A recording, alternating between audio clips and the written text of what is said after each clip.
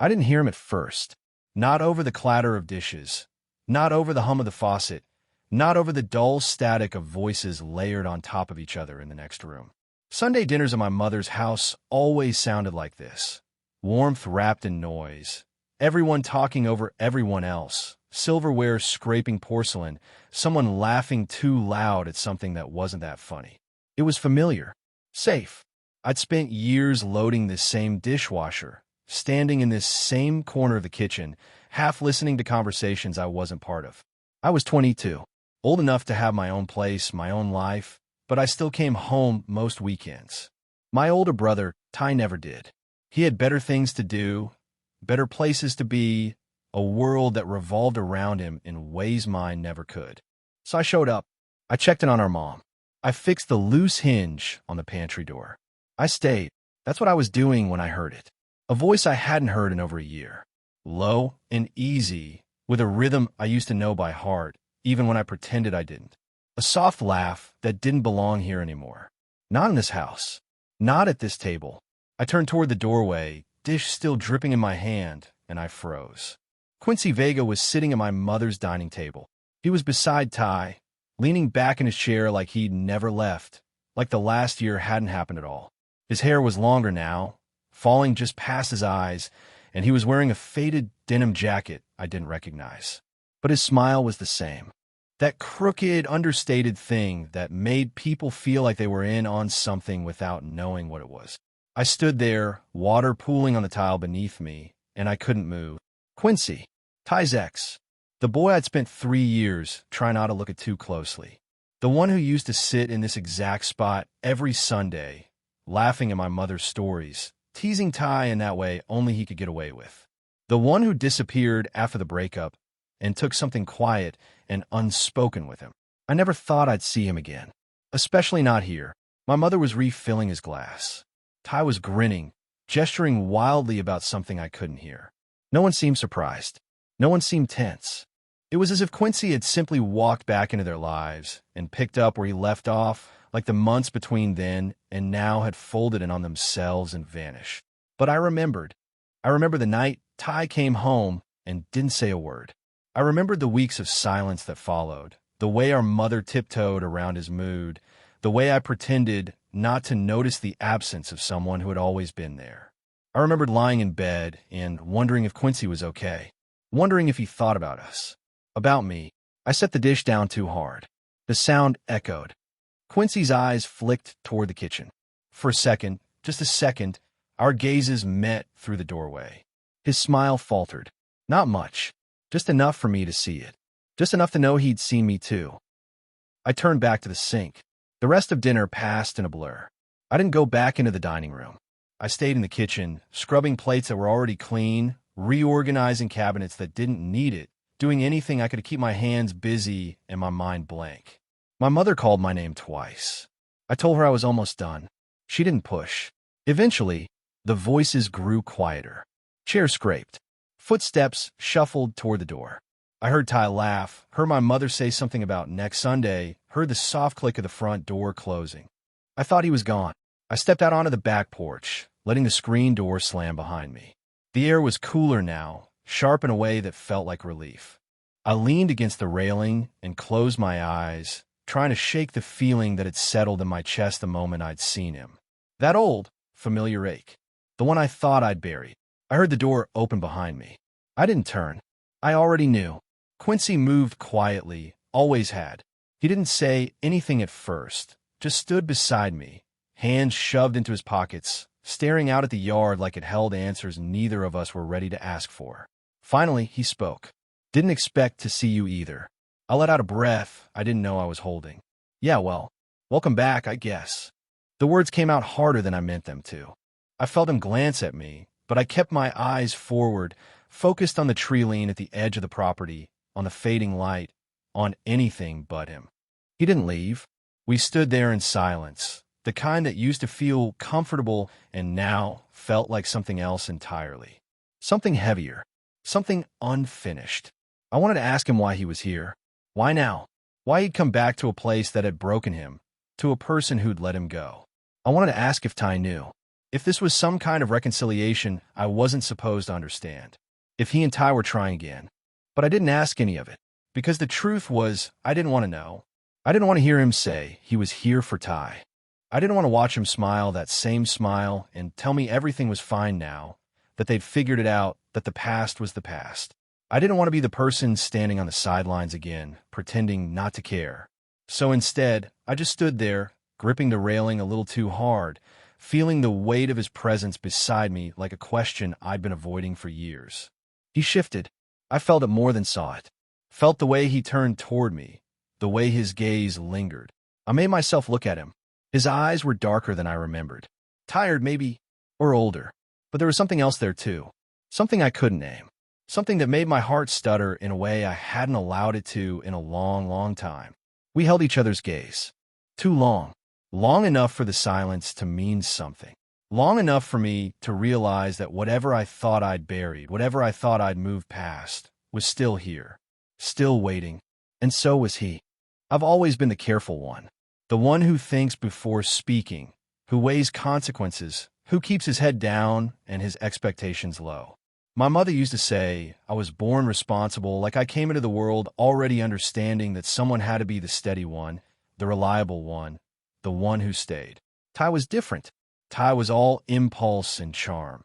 The kind of person who could walk into a room and make it feel like the room had been waiting for him. He was loud where I was quiet, reckless where I was cautious, magnetic in ways I would never be. Growing up, I watched him collect people the way other kids collected baseball cards. Friends, girlfriends, admirers. They all orbited around him, drawn in by something I couldn't name and didn't have. I never resented him for it. Not really. That was just who he was. Who we were. He was the sun, and I was fine being somewhere in the background, keeping things running while he burned bright. When Quincy came into the picture 3 years ago, I told myself it was the same as all the others. Another person pulled into Ty's gravity. Another face at the dinner table, another laugh in the living room, another name I'd learn and eventually forget when Ty moved on. But Quincy didn't fade in the background. He stayed. And the longer he stayed, the harder it became to not notice him. I'm a biology major. I spend my days studying systems, patterns, the way things work when you break them down into smaller parts. I like structure. I like knowing that if you follow the steps, you'll get a predictable result. My apartment off campus is organized the same way. Everything in its place, everything with a purpose. My 2 roommates are the opposite, loud and chaotic and constantly trying to drag me into their world of last-minute plans and questionable decisions. I tolerate them. Sometimes I even like them. But mostly I just keep to myself. Most weekends I come home. It's only a 40-minute drive, and my mother needs help with things Ty never thinks about. The gutters. The yard.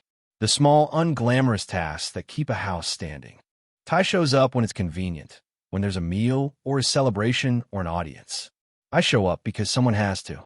That's what I was doing the weekend Quincy came back. Taking care of things. Being responsible. Being invisible. I should have known something was different when my mother mentioned Ty was bringing a guest. She said it casually, the way she always did when she didn't want to make a big deal out of something that absolutely was a big deal. I didn't ask questions. I never did. When Ty and Quincy broke up a year ago, no one explained why. It wasn't a screaming match. It wasn't a public implosion. It was quiet. Private. One day Quincy was there, and the next he wasn't. Ty didn't talk about it. My mother didn't pry. And I pretended not to notice the empty space at the table, the silence where laughter used to be. I pretended not to care that Quincy was gone. But I did. More than I should have. More than I had any right to. Now he was back. Visiting, Ty said. Just friends now, my mother explained with that careful tone she used when she wanted me to believe something she wasn't sure she believed herself. I didn't buy it. I didn't know what was happening between them, if old wounds had healed or if they were just pretending they had. I didn't know if Quincy was here because he missed Ty, because he missed this house, because he had nowhere else to go. What unsettled me, what kept me awake that first night, staring at the ceiling in my childhood bedroom, wasn't that Quincy was back. It was that when he walked into the kitchen and I saw him for the first time in over a year, my chest stuttered. My breath caught. My hands went still in the soapy water. It was that in the single second our eyes met, something I'd worked so hard to bury came roaring back to the surface, undeniable and impossible to ignore. I've spent years being careful, years not looking too long, not standing too close, not letting myself feel things I had no business feeling. Years convincing myself that what I felt was just admiration, just proximity, just the natural pull of being near someone who seemed more alive than anyone else I knew. But that night on the porch, standing beside him in the fading light, I couldn't lie to myself anymore. I've been in love with Quincy Vega for 3 years, and he'd been my brother's. I drove back to my apartment that night instead of staying over. I told my mother I had studying to do, an early lab, something that sounded true enough. She didn't question it. She never did. The whole drive back, my hands gripped the wheel too tight, my mind racing through scenarios I didn't want to entertain. Quincy was here for Ty. Quincy was here because they were trying again. Quincy didn't think about me at all, but I couldn't stop replaying the way he'd looked at me on that porch, the way his eyes had held mine just a little too long, the way the silence between us had felt like a conversation we'd been having for years. Quincy didn't leave. Days passed, then a week, then 2. He was staying in the spare room, the one that used to be my father's office before he left, the one that had become a catch-all for things my mother couldn't quite throw away but didn't know what to do with. Quincy cleaned it out, organized it, made it his. He helped around the house, fixed the loose board on the back steps, painted the fence, made my mother laugh in ways I hadn't heard in months. He folded himself back into the rhythm of that house like he'd never been gone, like the year between then and now had been nothing more than a brief intermission. Ty came and went. He had work, he said, friends to see, places to be. He was around just enough to make it clear that Quincy was welcome, that whatever had broken between them had been mended enough for this, for coexistence, for something that looked like friendship from the outside. I tried to stay away. I came home less often, made excuses about assignments and lab work and a study group that didn't actually exist. My mother noticed but didn't push. She just reminded me that I was always welcome, that there was always a place for me at the table. I knew that, but the table felt different now. Smaller, more complicated. Still, I couldn't stay away completely. Not when my mother needed help with the gutters. Not when she called and asked if I could stop by to look at the water heater. Not when she mentioned, almost as an afterthought, that Quincy had made dinner and there was plenty if I wanted to stay. I told myself I was going for her, that it had nothing to do with him. One Thursday evening, I showed up after class. The sun was setting, casting everything in that golden light that made the house look softer than it was. Ty's car wasn't in the driveway, just my mother's and a bike leaning against the garage that I recognized as Quincy's. My mother met me at the door, already pulling on her jacket. She had book club, she said. She'd be back late. There was pasta on the stove, salad in the fridge, and Quincy was around somewhere if I needed anything. She kissed my cheek and was gone before I could tell her I wasn't planning to stay. I stood in the entryway for a long moment, listening to the quiet of the house. I could leave. I should leave. I could text her later, tell her I just stopped by to check on things, that I had to get back. But I didn't move. I found Quincy on the front porch, sitting on the steps with a camera in his lap. He was examining something on the display screen, his brow furrowed in concentration. He looked up when he heard the door, and for a second, something unguarded crossed his face. Surprise, maybe, or something softer. He smiled. Small, careful. Hey, I said back. I sat down beside him, leaving a deliberate space between us. The air smelled like cut grass and the faint sweetness of honeysuckle. Somewhere down the street, a dog was barking. We didn't speak right away. It was awkward at first, the kind of silence that made me hyper-aware of every breath, every shift in posture. But slowly, gradually, it softened. He asked me about school. I asked him what he'd been up to. The conversation was careful, cautious, like we were both testing the edges of something fragile. He told me he'd been working on a new photography project. Documenting spaces, he said. Places people leave behind. Places they return to. He needed to shoot more, needed help carrying equipment, needed someone who wouldn't mind long stretches of quiet while he worked. He asked if I wanted to come along sometime. I should have said no. I should have told him I was busy, that I had too much on my plate, that I didn't have time for side projects that had nothing to do with my degree or my carefully constructed plans. But I didn't say any of that. I said yes. The word came out before I could stop it, before I could think it through, before I could remind myself of all the reasons this was a bad idea. I said yes, and I watched the way his expression shifted, the way relief and something else, something I couldn't quite name, flickered across his face. He didn't ask why, didn't question it, just nodded and said he'd let me know when. We sat there a while longer, talking about nothing and everything.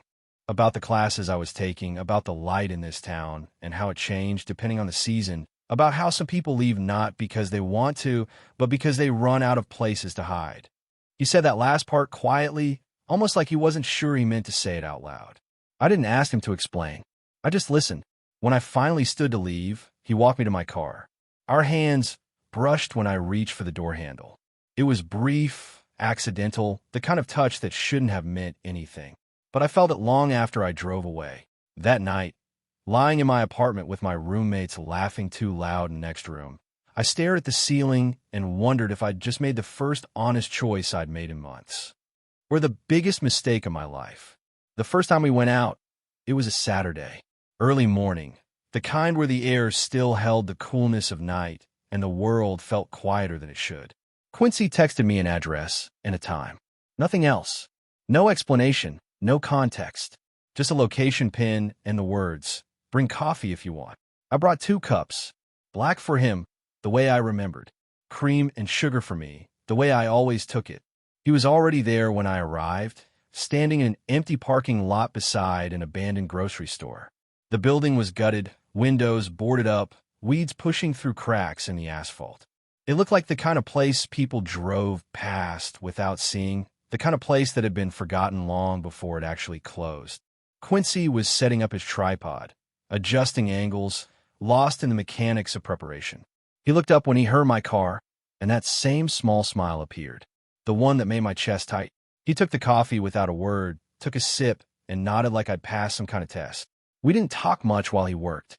I carried his equipment, held reflectors when he needed them, stood back and watched as he framed shots of broken glass and peeling paint and the way sunlight cut through the boarded windows. He moved with a kind of focus I'd never seen in him before. Intent, deliberate, like he was searching for something in the decay that the rest of us had stopped looking for. I asked him once what he was trying to capture. He didn't answer right away, just kept shooting, kept adjusting, kept moving around the space like he was mapping it. Finally, he said, proof that things were here, that they mattered, even after everyone left. I didn't know what to say to that, so I just nodded and handed him the next lens. We went out again the following week. Then again, it became a routine, something unspoken but understood. He'd text. I'd show up. We'd spend hours in places most people had forgotten. Old warehouses, empty fields, the skeletal remains of a drive-in theater. Somewhere along the way, it stopped being just about the photography. We started talking more. Long conversations in the car between locations, stories shared over gas station coffee, playlists traded back and forth until I couldn't remember which songs were his and which were mine. He told me about leaving after the breakup, about the months he spent trying to figure out who he was when he wasn't attached to someone else. I told him about the pressure of being the dependable one, about how sometimes I felt like I was performing a version of myself that everyone expected, but no one actually saw. He listened in a way that made me feel like my words mattered. Like I mattered. One afternoon, we were driving back from shoot when the sky opened up. Rain came down in sheets, sudden and relentless, turning the road into a blur. I pulled over under a bus shelter, and we sat there with the engine off, watching the storm. Quincy laughed. Not at anything in particular, just laughed, the kind of sound that comes from relief or release or the simple absurdity of being caught in the rain with nowhere to go. I found myself laughing too. We stayed there longer than we needed to. The rain eased, but neither of us moved. He was close enough that I could see the water dripping from his hair, clinging to his lashes, trailing down the side of his face. He looked different in that light. Unguarded. Real. I glanced at him, and something shifted. Something dangerous and undeniable. He noticed. I saw it in the way his laughter faded, in the way his eyes met mine and held. He didn't say anything, didn't look away, just moved a little closer, so close I could feel the warmth of him despite the cold rain. My heart was pounding. I couldn't breathe right. I couldn't think past the fact that he was here, that we were here, that the space between us had become something I didn't know how to navigate. We drove back in silence. A different kind than before. Heavier. Charged. That night, back at my mother's house, we ended up in the kitchen. Everyone else had gone to bed. It was just us, moving around each other in the familiar choreography of cleaning up after dinner. I reached for a dish at the same time he did. Our hands brushed, skin against skin, warm and electric and impossible to ignore. Neither of us pulled away. The silence stretched. I could hear my own breathing, could feel the weight of everything unsaid pressing down on us. I whispered, "This can't happen." Quincy didn't move, didn't let go. His voice was quiet, steady. "Then why does it feel like it already is?" I didn't have an answer, not one that made sense, not one that didn't terrify me. So I just stood there, my hand still touching his, feeling the world I'd carefully constructed beginning to crack open. Ty noticed. I don't know what gave it away. Maybe it was the way I started showing up more often. Maybe it was something in my face when Quincy walked into a room. Maybe he'd always known, had always seen what I'd been trying so hard to hide. It happened on a Tuesday. I'd stopped by to help my mother with the lawn, and Ty was there, leaning against the kitchen counter with his arms crossed. He had that look, the one that meant he'd been thinking about something too long, letting it build until he couldn't keep it in anymore. He waited until my mother went upstairs. Waited until Quincy was outside. Then he cornered me, his voice low and tight. He asked me what I thought I was doing. Asked if I thought he was stupid. Asked if I really believed he hadn't noticed the way I looked at Quincy, the way we'd been spending time together, the way everything had shifted. I didn't answer. I just stood there, my jaw clenched, waiting for him to say what he'd really come to say. He said he was mine first. The words landed like a punch. Not because they were cruel, but because they were possessive in a way that made my stomach turn. Like Quincy was something to be claimed, something to be owned, something that could belong to one person and not another. I'd spent my whole life letting Ty have the first word, the last word, the only word that mattered. I'd watch him take and take and take, never questioning whether he deserved what he claimed or whether anyone else might want it too. But not this time. I looked at him, really looked at him, and I said, "He's not a possession." Ty stared at me. For a moment, I thought he might yell, might push back, might remind me of all the ways I never measured up, all the ways I'd always been second. But he didn't. He just shook his head and walked away. I should have felt relieved, should have felt vindicated, but all I felt was tired. That night, I texted Quincy, told him we needed to talk. He said he'd meet me at the park, the one near the old elementary school where we'd shot a few weeks ago. I drove there in silence, rehearsing what I needed to say, that this was too complicated, that I couldn't do this to Ty, no matter how much Ty had it coming, that nothing good could come from this, that we needed to stop before someone got hurt. Quincy was sitting on a bench when I arrived, his camera bag beside him, his hands in his pockets. He looked up when I approached, and I could see he already knew. He'd always been good at reading people, at seeing past the things they said to the things they meant. I told him we couldn't keep doing this, that it wasn't fair to Ty. That family was complicated and messy, and I couldn't be the reason it fell apart. That I'd spent my whole life being careful, being responsible, and I couldn't just throw that away for something that might not even be real. He listened, didn't interrupt, didn't argue. Just let me say everything I needed to say. When I finished, he was quiet for a long time. Then he stood and walked past me, back toward the parking lot. I thought that was it, that I'd said what needed to be said, and he'd accepted it, and we'd both move on, go back to our separate lives, pretend this had never happened. But then I heard him call my name. I turned. He was standing by his bike, pulling something out of his bag. A photograph. He walked back and handed it to me. It was a picture of me.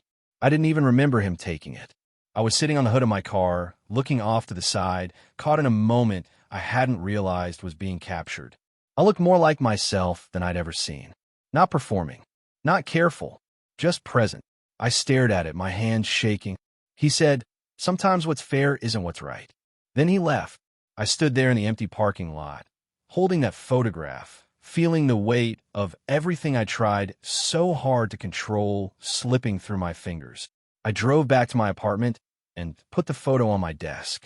I told myself I'd throw it away in the morning, that I'd made the right choice, that walking away was the responsible thing to do.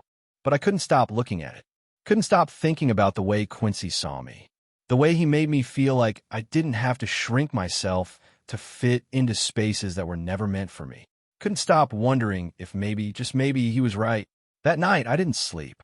I just lay there, staring at the ceiling, feeling the carefully constructed walls I'd built around myself beginning to crumble.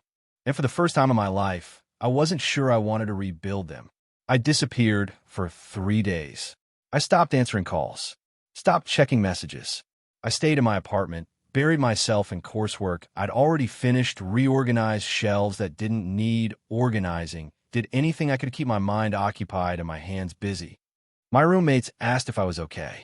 I told them I was fine. They didn't believe me, but they didn't push. My mother called twice. I let it go to voicemail. I couldn't talk to her, couldn't hear her voice, and pretend everything was normal when nothing felt normal anymore. Quincy didn't reach out at all. I told myself that was what I wanted, that I'd asked for space, and he was giving it to me, that this was proof I'd made the right choice, that walking away was the mature thing to do, that we'd both move on and look back on this as a brief moment of confusion that didn't mean anything in the long run. But the silence felt wrong. It felt like loss. On the 4th day, I couldn't take it anymore. I drove to the park, the one where Quincy had first asked me to help with his photography project, the one where he'd handed me that photograph and told me sometimes what's fair isn't what's right. I didn't know if he'd be there, didn't know if he'd want to see me, didn't have a plan beyond showing up and hoping that was enough. He was there. He was setting up a shot near the old playground, adjusting his tripod, his back to me. The late afternoon light cast everything in gold, made the whole scene look like something from a memory rather than something happening in real time. I stood at the edge of the parking lot, watching him work. My heart was pounding. My hands were shaking. I'd rehearsed what I wanted to say 100 times on the drive over, but now that I was here, all those carefully chosen words evaporated. He must have sensed me. He turned, and when he saw me, he went still. He didn't smile, didn't wave, just looked at me with an expression I couldn't read. I walked toward him slowly, closing the distance between us one step at a time. When I was close enough, I stopped. The words came out quieter than I meant them to, but they came out true. I said, I keep trying to make everyone else happy. I'm tired of erasing myself. Quincy didn't respond right away. He just looked at me, really looked at me. In that way he had that made me feel seen. Completely, utterly seen. I kept going.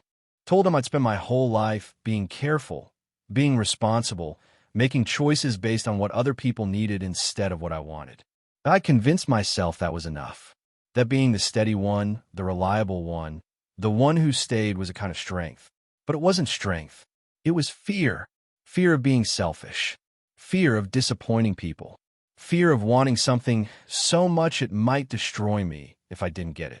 I told him I was afraid of this, of him, of what it meant to let myself feel something I'd been denying for so long. But I was more afraid of spending the rest of my life wondering what might have happened if I'd just been brave enough to try. I said, I don't want to hide anymore. The words hung in the air between us. Final. Irrevocable. Quincy set down his camera. Slowly, deliberately, like he wanted to make sure I saw every movement, every choice. He closed the distance between us until we were standing close enough that I could see the way the light caught in his eyes, could feel the warmth radiating from him. He reached for my hand. His fingers brushed against mine, tentative at first, giving me space to pull away if I wanted to. I didn't pull away. Our hands folded together. His grip was steady, grounding, real. I felt something inside me crack open, something I've been holding so tightly it had become part of me. He didn't say anything, didn't make promises or declarations, just held my hand and let the moment speak for itself. We stood there as the light shifted, as the sun dropped lower and the shadows grew longer, as the world around us continued on without noticing the way everything had just changed, long enough for my breathing to steady. Long enough for the fear to fade into something else, something that felt like relief. like coming home to a place I didn't know I'd been searching for, long enough for the moment to mean something permanent. When we finally let go, it wasn't because we wanted to. It was because the light was fading and the park was closing and the world was calling us back. But something had shifted, something fundamental and irreversible. I looked at Quincy and he looked at me, and we both knew. We crossed a line we couldn't uncross, and neither of us wanted to go back. The weeks that followed were quieter than I expected. Ty stayed distant. Not hostile exactly, just removed. He came around less, kept conversations surface level when he did, avoided being in the same room with both me and Quincy at the same time. My mother noticed, but didn't say anything. She had a way of letting things settle on their own, of trusting that time would soften the edges of whatever had been broken. I wanted to talk to him, wanted to explain, to apologize, to find some way to make him understand that this wasn't about hurting him or disrespecting what he'd had with Quincy. But every time I tried to find the words, they felt insufficient. How do you explain to someone that you're not taking something away from them, that you're just finally allowing yourself to have something of your own? So I didn't push. I just gave him space and hoped that eventually he'd find his way back. Quincy stayed, not in the spare room anymore. He got his own place a few towns over, a small apartment above a bookstore that smelled like old paper and coffee. But he was around. He came to family dinners when my mother invited him. He texted me in the middle of the day for no reason. He showed up at my apartment with takeout when he knew I'd been studying too long. We were quiet about it, not hiding exactly, but not announcing it either. We didn't post photos or make declarations or feel the need to perform our relationship for anyone else. We just existed together, finding a rhythm that belonged only to us. Some mornings, I'd wake up and find him in my kitchen, making coffee in that deliberate way he did everything, and I'd feel something settle in my chest. Something like peace. My roommates figured it out eventually. They didn't make a big deal of it, just started including him in their plans, treating him like he'd always been part of the landscape. It was easier than I thought it would be. Natural. One afternoon, weeks after that day in the park, I came home from class and found something on my pillow, a photograph. It was the two of us, faces slightly out of focus, holding hands under the bus shelter during that rainstorm. I didn't even know he'd taken it. Didn't know anyone had captured that moment. But there we were, caught in the space between fear and possibility, before we knew how any of this would turn out. I picked it up, studying the way the rain blurred everything except our joined hands, the way the light cut through the gray.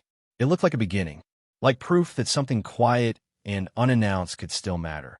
Underneath the photo, in Quincy's handwriting, were 5 words. This is how I remember home. I stood there for a long time, holding that photograph, feeling the weight of what it meant. Home wasn't a place. It wasn't the house I grew up in or the apartment I'd carefully organized or the town I kept returning to out of obligation. Home was this feeling, this person who saw me when I'd spent so long trying to be invisible. I taped the photo to my wall, right next to my textbooks and the periodic table poster I'd had since high school and all the other pieces of the life I constructed. It didn't match. It wasn't practical. It served no purpose except to remind me of a choice I'd made, a line I'd crossed, a version of myself I'd finally allowed to exist. But belonged there. More than anything else in that room, it belonged. That evening, Quincy came over. We didn't have plans. He just showed up the way he'd started to, like he knew I needed company even when I didn't say it out loud. We ended up in the kitchen, the way we always seemed to. He made tea. I leaned against the counter. We didn't talk much. Didn't need to. The silence between us had changed. It wasn't heavy anymore. It was comfortable. Easy.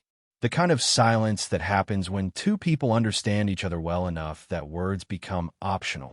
He caught me looking at him, raised an eyebrow, asked what I was thinking about. I shrugged, told him I was thinking about how strange it was that the thing I'd been most afraid of turned out to be the thing that made the most sense. He smiled, that small, crooked smile that had undone me from the beginning. He said, "Maybe that's how it always works." Maybe it was. We stayed there in that kitchen long after the tea went cold, just existing in the same space, not needing anything more than that. Two people who'd found each other in the margins of someone else's story and decided to write their own. Outside, the world continued on. Ty would heal, or he wouldn't. My mother would adjust, or she wouldn't. Life would keep moving forward the way it always did, indifferent to the small, quiet revolutions happening in unremarkable kitchens. But in that moment, none of it mattered, because I'd finally stopped erasing myself, and I'd found someone who never asked me to.